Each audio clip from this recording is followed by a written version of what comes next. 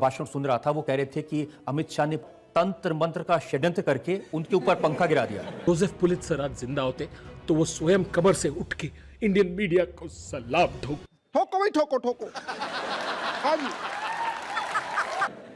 मैं लालू जी को अपने ही बयानों को थोड़ा याद कराना चाहता हूँ कि वो ही कहते हैं कि कौवा काटेंगे, कबूतर काटेंगे, चूहा भगाएंगे, हल्दी और उसका धुआं करेंगे। मुझे ये समझ में नहीं आता, कौवा काटने से पानी आएगा क्या? कबूतर काटने से रोड बनेगा क्या? हल्दी और वो क्या होता है सिंदूर, क्या कुछ बोले थे, उसका धुआं करने से शिक्षा आ जाएगी क्या? अमीना भी देख, तेरा कोहिनूर आया है। या चूहा भगाने से रोजगारी आ जाएगी? मुझे मालूम नहीं कौन से जमाने में लालू जी जी रहे। शुरू के दिनों में जब चुनाव हुआ था तो मोदी जी भी विकास की बात करते थे, आप भी विकास की बात करते थे, नीतीश कुमार भी बताते थे क्राइम के आंकड़े कितने हैं वो, लेकिन अब सब लोग बात कर रहे हैं धर्म की, जाति की, बीफ की, गौमांस की। देखिए, आपकी लाइब्रेरी से सारे भाषण निकाल कर देख लीजिए, किसने गौमांस का भाषण सबसे पहले, भाषण या इंटरव्यू बिहार में किया? आपको मालूम होना चाहिए, लालू जी ने किया। अगर लालू जी ये कहते हैं गाय के मांस और बकरी के मांस में मूलतः कोई फर्क नहीं है, इस बात से देश के काफी बड़े हिस्से में लोगों की भावनाएं आहत होती हैं। लेकिन इन सब बातों से विकास का जो एजेंडा है वो तो पीछे रह गया। स्वाभाविक रूप से रहेगा, मगर कौन जिम्मेदार है? मैं आपके माध्यम से की जनता को पूछना चाहता हूं, किसने वहां पर इस बात की शुरुआत करी? और आप एक बार एक बांध को तोड़ देते हो, बाद में पानी कहां तक जाएगा उसका कोई कैलकुलेशन रहता है क्या? जनता को आप मूर्ख समझना बंद कर दीजिए। आज वही फंसे पड़े हैं। ये तो उन्होंने बांध को तोड़ते वक्त तय करना था कि क्या होगा। वो दो पता नहीं कौन से लोग हैं, वो दो बोलने वाले कि आएगा तो मोदी ही, शायद उनके लिए उनकी बेटियों की, उनकी बहनों की सुरक्षा कुछ नहीं है, उनके लिए रोजगार कुछ नहीं है। क्यों? क्योंकि वो खुद अनपढ़ है, शिक्षा उनको चाहिए नहीं क्योंकि स्कूल वो जाते नहीं है। उनके लिए सिर्फ एक ही मुद्दा है, सिर्फ है मोदी, सिर्फ हर जगह मोदी ने ये किया, मोदी ने वो किया, रो के दिखाएंगे। अभी तो देखिए क्या क्या ड्रामे होते हैं आगे। मुगल थे तब हिंदू को बचाने की जरूरत नहीं पड़ी, अंग्रेज आए। लेकिन अमित जी, कैसी भाषा का इस्तेमाल हो रहा है? आप लालू जी को शैतान कहें। मैंने नहीं कहा सर, मैंने कभी नहीं कहा। रजत जी, हो तो दिखाइए जरा आप। और वो बार बार कह रहे हैं कि आपने मुझे शैतान कहा तो मैं आपको ब्रह्म पिशाच कहूंगा। लालू जी से कोई और अपेक्षा नहीं है। और आपको उन्होंने नरभक्षी कहा बार बार।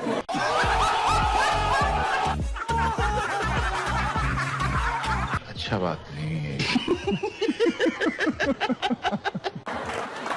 चलिए, वो कुछ भी कहते रहे, मैं शुद्ध शाकाहारी व्यक्ति हूं। ये झूठ है, झूठ है, झूठ है। रजत जी, मेरा एक आपको भी अनुरोध है, आप इसका भारतीय जनता पार्टी पर दोष मर दिया जाता है, अब ये इसको भी थोड़ा देखना चाहिए। कैसे देखें जी, अगर मुख्यमंत्री जिम्मेदार व्यक्ति हैं, वो ये बात कहें कि अगर बीफ खाना है तो भारत में मत रहिए।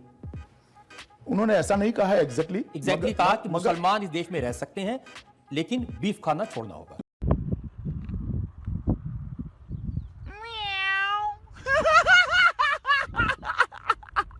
तो वो ठीक है, ऐसा उन्होंने नहीं बोलना चाहिए। उन्होंने खुद खेद व्यक्त किया है और पार्टी ने भी कहा है कि खट्टर जी के बयान के साथ पार्टी इत्तेफाक नहीं रखती, तो उनका व्यक्तिगत बयान है, उन्होंने बयान नहीं देना चाहिए, उसमें दो राय नहीं है। सबसे पहले कौन गया? राहुल गांधी गए। उनको सवाल पूछा आपने? वो तो बोलते ही नहीं है।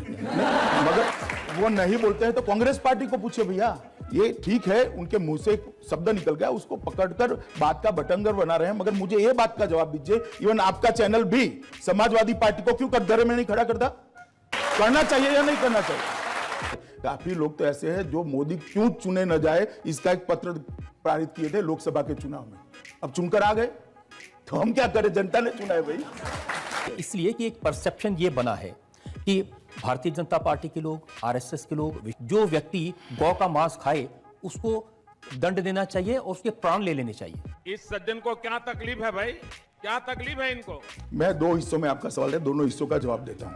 नहीं, लेकिन आप क्या ऐसी बातों को प्रूव करेंगे जो आदमी इस तरह की बात कहे? क्योंकि वेदों में भी मैंने चेक किया, इस तरह की बात नहीं कही गई, तो सरकार को ऐसे एक आध आदमी को पकड़ के जेल में तो डालना चाहिए। क्या हो रहा है?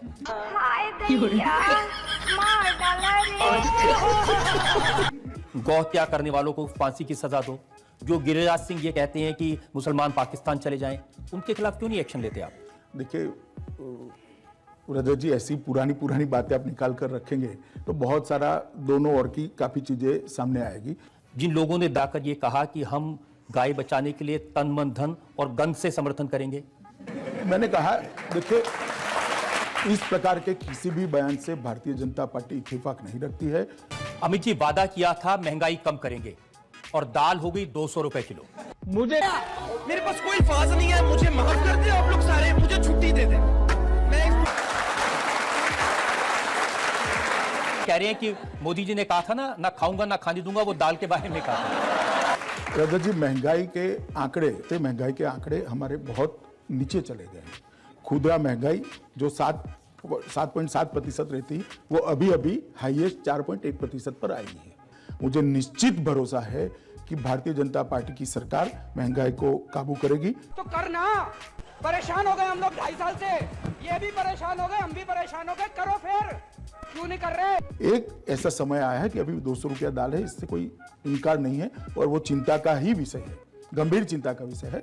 मगर सरकार भी चिंतित है और एक्शन भी ले हैं। कि आपने तो वादा किया था कि काला धन वापस लाएंगे, उसके लिए कानून भी बनाया, लेकिन आए तो पहली बात तो एक कि भारतीय जनता पार्टी ने कुछ नहीं किया, ये बोलना ठीक नहीं है। सारे एक्शन हुए हैं। विदेशों में जमा काला धन हर व्यक्ति के खाते में 15-15 लाख रुपए लाने की बात विपक्षी दलों को ये एक राजनीतिक जुमला है।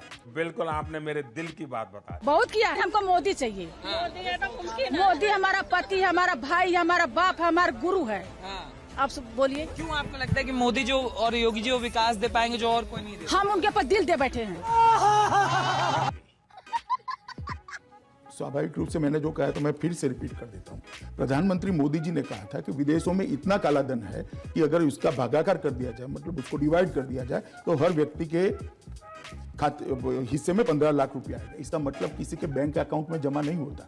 रजत जी आप भी समझ सकते हैं, जब भाषण देते हैं इमोशनली, तब जो बोलते हैं उसका इस तरह का फुल स्टॉप कॉमा में मीनिंग नहीं निकलता है।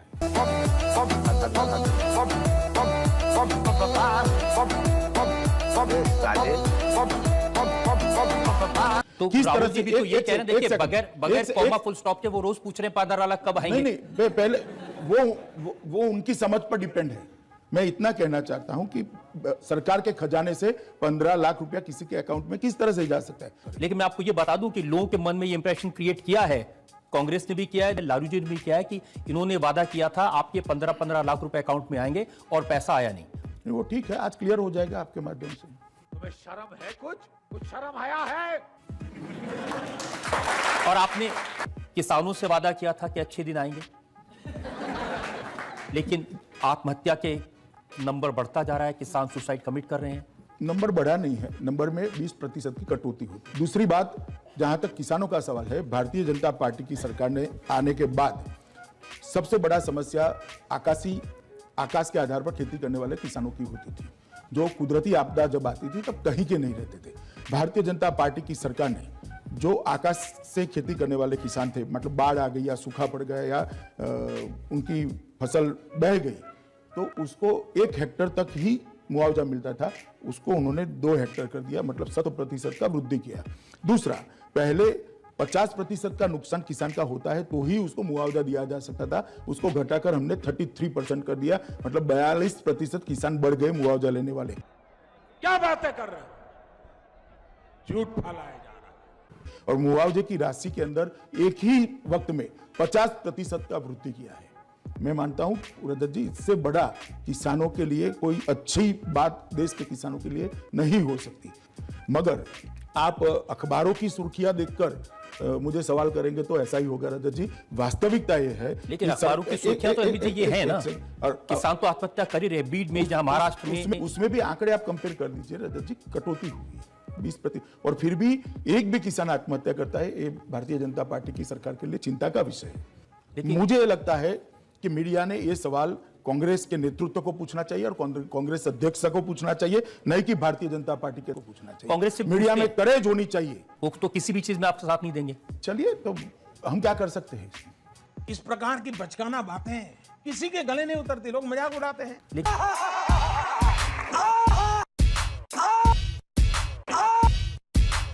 लेकिन देश की जनता का तो नुकसान होगा। हाँ, देश की, मगर उसके लिए जिम्मेदार कौन है रजत जी? इसके लिए जिम्मेदार कांग्रेस पार्टी है जो किसी भी मुद्दे पर साथ देना नहीं चाहती। या फिर ये कहें कि भारतीय जनता पार्टी के नेताओं में अहंकार है और वो विरोधी दलों को साथ लेकर नहीं चलते। आप जरा एक ऑफर लेकर आइए कि क्या करना है, क्या करने से वो मान जाएंगे, हम तैयार हैं। कौन है जो शिक्षा के दलाल है, ये टुकड़े टुकड़े कौन है, बिकाऊ पत्रकार है, ये टुकड़े टुकड़े कौन, बलात्कार पे मौन, चौकीदार का है बेस पर कौन से की कौम है, ये टुकड़े टुकड़े कौन है जो देश को बंटवाते हैं, ये खुद की औलादों को विदेश में पढ़ाते हैं, ये हक की लड़ाई में यहाँ लाठियां चलवाते हैं और अनपढ़ों को यहाँ बेटा भक्त बनाते हैं।